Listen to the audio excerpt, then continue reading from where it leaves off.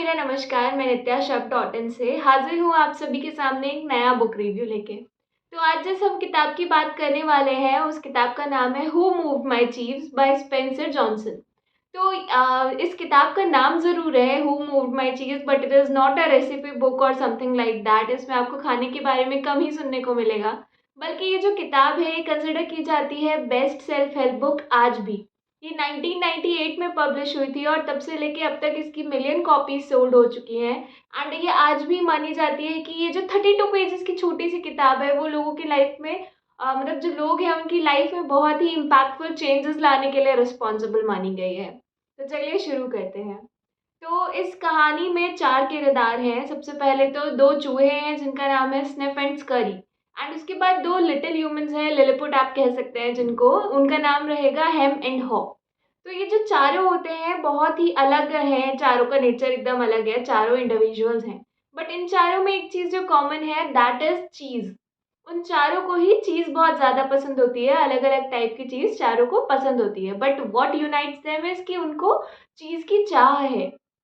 तो होता ये है कि हर सुबह वो लोग उठते हैं, अपने रनिंग शूज़ पहनते हैं एंड निकल पड़ते हैं मेज़ में एक, क्योंकि वो लोग मेज़ के बाहर रहते हैं एंड एक मेज़ होती है, मेज़ यानी कि भूल-भुलैया, जिसमें बहुत बड़ी मतलब आई मीन बहुत बड़ी मेज़ है वो और वहाँ पर बहुत छोटे-छोटे स्टेशंस बने हुए हैं, जिसमें चीज़ को रखा गया है। कोई नहीं जानता कि वो चीज़ कहाँ से आया है, क्या हो रहा है उस चीज़ के साथ, नोबडी नोज़ इट। बट वो चारों लोग जाते हैं हर सुबह वहाँ पे चीज़ को एन्जॉय करते हैं, खाते हैं एंड फिर वापस लौट कर आ जाते हैं and this is there everyday life. तो होता क्या है कि जब स्टार्टिंग में वो लोग भाग रहे होते हैं मेज़ में, ढूँढ रहे होते हैं चीज़ को, तो सबसे पहले उनको बहुत हिट एंड ट्राइज़ के बाद सबसे पहले तो जो दोनों चूहे होते हैं स्निफ एंड स्करी, वो दोनों अपने सिंपल ब्रेन को यूज़ करते हैं and on the other hand जो लिलिपुट्स होते हैं, जो 2 इंसान होते हैं, छोटे इंसान हेम एंड हॉ, वो अपने कॉम्प्लेक्स ब्रेन को यूज़ करते हैं। दोनों चारों ही लोग हिट एंड ट्राई करते हैं, स्मेल करते हैं, पुराने पाथ को फ़ॉलो करते हैं एंड बहुत सारी चीज़ें इसी तरीके की एक्टिविटी करके उनको फाइनली चीज़ मिल जाता है स्टेशन सी में। स्टेशन सी में जब वो लोग को चीज़ मिल जाता है तो वो लोग बहुत ज़्यादा खुश हो जाते हैं, चारों लोग एन्जॉय कर रहे होते हैं चीज़ को एंड एवरीडे वो लोग चीज़ ढूँढने के लिए वापस स्टेशन सी में ही पहुँच जाते हैं। फिर होता क्या है कि स्निफ एंड स्करी का तो रूटीन सेम रहता है बट वो लोग चेंज को देखते हैं, नोटिस करते हैं। कि चीज़ में क्या अंतर आ रहा है, चीज़ मूव हो रहा है या नहीं हो रहा है, चीज़ कम हो रहा है या नहीं हो रहा है। But on the other hand जो हेम एंड हॉ थे, उनको ये लगता था कि वी हैव कॉम्प्लेक्स ब्रेन, हम लोग को सब कुछ मालूम है एंड दे फेल्ट कि हम लोग सक्सेसफुल हो गए हैं। उनके अंदर एक ईगो आने लग गया, उनका जो रनिंग रूटीन था वो भी बंद होने लग गया धीरे-धीरे। पहले तो वो लोग टाइम पे पहुँच जाते थे स्टिफ़ेन स्करी के साथ बट वो लोग फिर लेट होने लग गए। फिर वो लोग वहीं रहने लग गए कि अब तो हमें मालूम ही है चीज़ कहाँ पे है and we don't have to bother.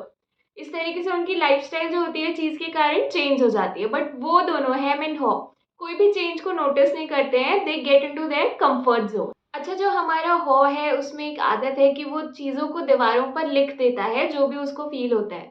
तो जब वो लोग बहुत ज़्यादा सक्सेसफुल फ़ील कर रहे होते हैं, बहुत ज़्यादा सैटिस्फाइड फ़ील कर रहे होते हैं, अपने कम्फर्ट ज़ोन में होते हैं, तो जो हॉ होता है वो दीवार पर लिखता है, having cheese makes you happy. ये जो बुक है वो मेटाफर में बात कर रही है बाकी सक्सेस की और इन सब चीज़ की, तो आपको थोड़ा-सा नोटिस करना पड़ेगा। तो अभी आगे बढ़ते हैं हम। एक दिन क्या होता है अचानक से स्टेशन सी में चीज़ खत्म हो जाता है। चीज़ वहाँ से बिल्कुल गायब हो जाता है। तो जो दोनों चूहे होते हैं स्निफ एंड स्करी वो तो बहुत ज़्यादा अमेज़ नहीं होते हैं, बस यूँ ही चले जाते हैं। क्योंकि वो लोग चेंज नोटिस कर रहे होते हैं, उन्हें मालूम होता है कि एक ना एक दिन चीज़ जा सकता है यहाँ से, तो वो लोग इतना ज़्यादा अमेज़ नहीं होते हैं, सरप्राइज़ नहीं होते हैं एंड वहाँ से मूव ऑन कर जाते हैं ईज़िली।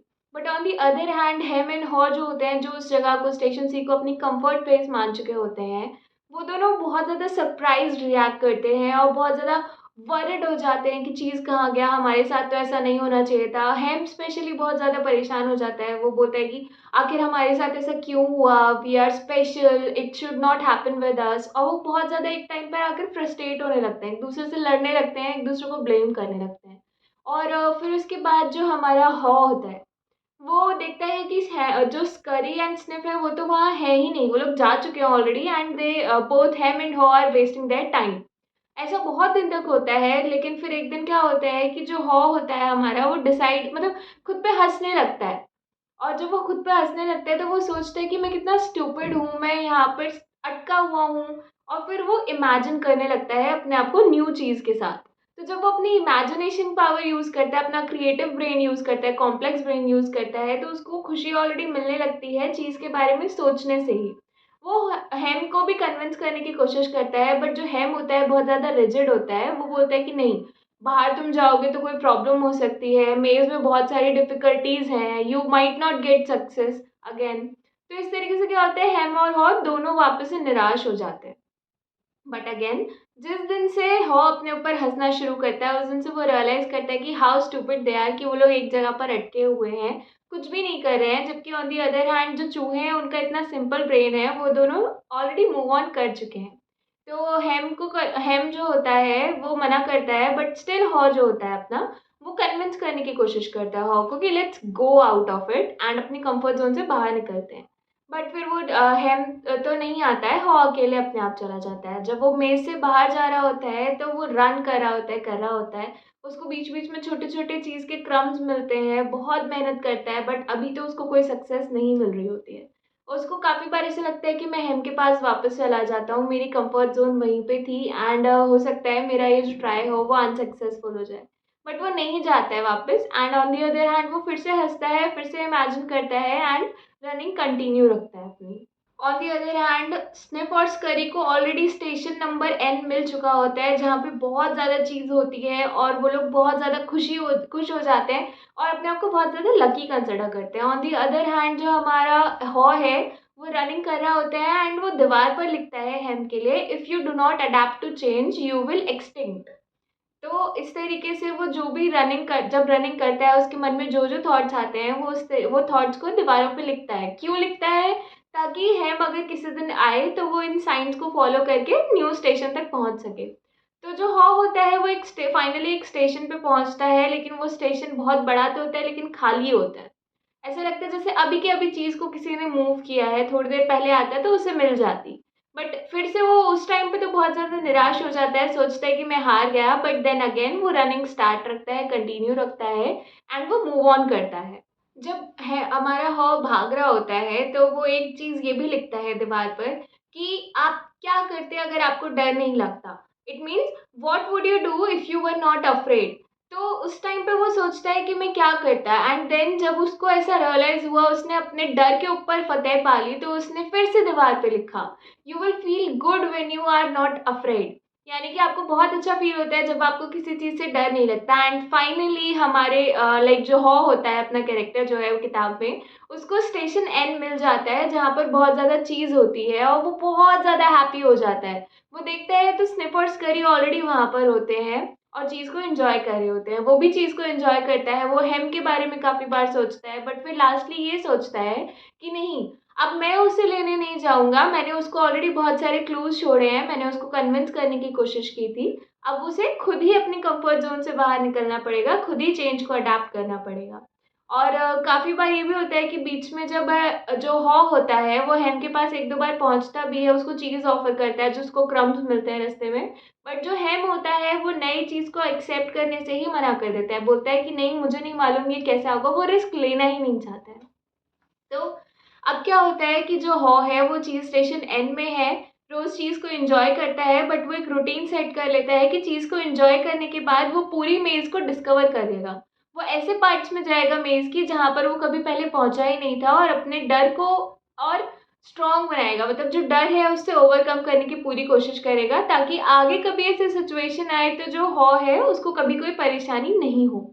तो इस किताब में बहुत छोटी-सी स्टोरी के थ्रू आपको जो पॉइंट्स बताए गए हैं, जो हाइलाइट मैं दोबारा करना चाहूँगी, first of all is do not be afraid of anything. आपका जो डर है वही आपको पीछे खींचता है और कुछ आपको पीछे नहीं खींचता है। Second thing which I would like to highlight is कि जैसे हॉ ने इमेजिन किया और अडैप्ट किया सिचुएशन के अकॉर्डिंग, आपको भी अपने कम्फर्ट ज़ोन से बाहर निकल के और नए आउटकम के बारे में इमेजिन करना चाहिए। जब आप इमेजिन करोगे तभी आप नई सिचुएशन को अडैप्ट कर पाओगे। Next point which I would like to highlight is move on and let go.